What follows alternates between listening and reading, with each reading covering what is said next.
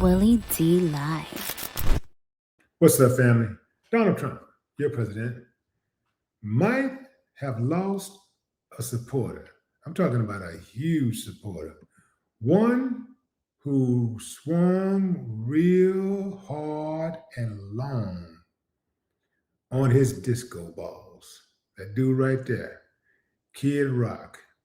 Yeah, fam.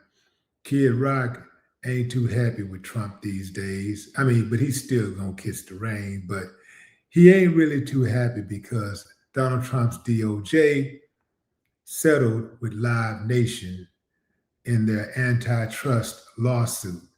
And look, fam, Kid Rock is not too happy about that at all. I want to read something to you. And here's the short, straight story. Kid Rock has been one of Donald Trump's biggest supporters, and he was pushing for the action against Live Nation and Ticketmaster, calling them a monopoly, hurting artists and fans. The U.S. government started under Biden sued Live Nation for being an illegal monopoly controlling tickets, venues, and pricing. When Trump got back into power, his DOJ unexpectedly settled the case early instead of fully fighting in a court, reportedly for about $280 million and some limited changes, without breaking up the company. Kid Rock was pissed because he was supposed to testify and wanted the case to go all the way. He felt the government folded and gave Live Nation a pass. That led to a rare moment where Kid Rock criticized the Trump administration, questioning why they did not let the case play all the way out. So bottom line here is, fam, Kid Rock pushed for Trump to go hard on Live Nation, but Trump's DOJ settled instead. So now you have a loyal ally calling out the very administration that he stuck his neck out for. And he's still going to continue to stick his neck out because he's MAGA. He ain't just regular Republican. He's MAGA. What's the difference? A regular Republican is still pretty much an American. MAGA is the people who want to overturn the government when things are not going the way that they want it to go. Kid Rock found out the hard way that there are no honor among thieves. Trump has thrown everybody he's done business with for over a year or so under the bus at some point. But they keep coming back because it's like they can't stand on their own, it seems like to me. Here are some of Trump's former key allies who turned opponents. John Bolton. He's the former national security advisor who published a tell-all book and was later targeted by the Trump administration. Bill Barr, former attorney general who publicly opposed Trump's claims of a stolen 2020 election. Mike Pence, former vice president, who refused to block certification of the 2020 election results. General Mark Milley, former chairman of the Joint Chiefs of Staff, whom Trump accused of treason. Chris Christie, former New Jersey governor and early supporter who became a sharp critic during the 2024 GOP primary.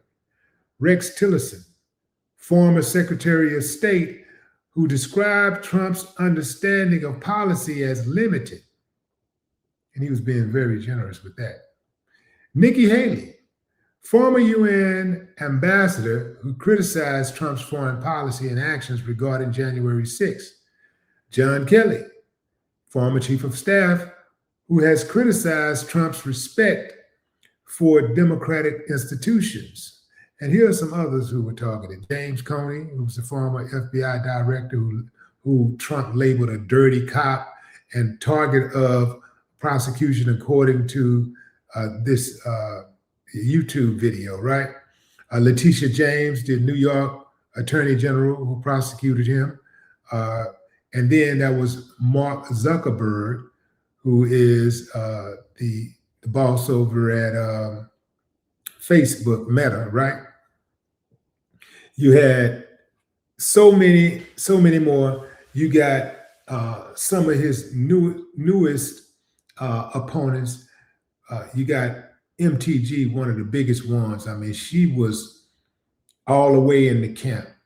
I'd like to see some video. No, I don't want to see the video. I was about to say I'd like to see some video on her getting down and them like using her up, but I don't really want to see that. It's gonna be gross. Yeah, yuck. Probably smell. Yeah, I wouldn't want to see that at all. I wouldn't want to see that at all. But the point is, she was a huge ally for Trump, and she dipped. She's like, hey, I can't do it anymore. And now MAGA is threatening the lives of her children.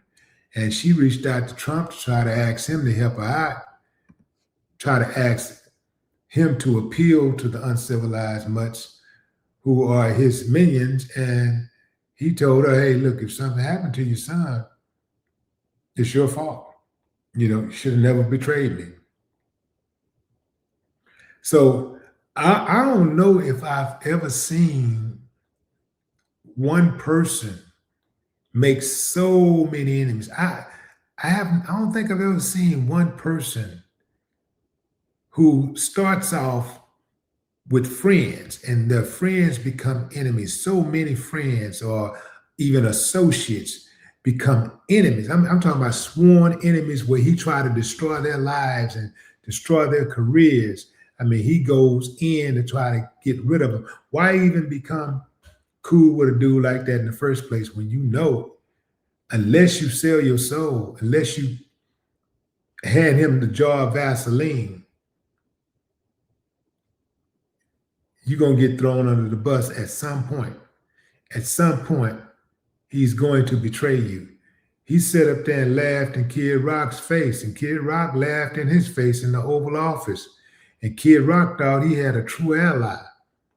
That was a big deal for him, going up against Live Nation. That's messing with his money. That's hitting his pockets direct. And he thought that him and Trump was so cool that Trump would side with him.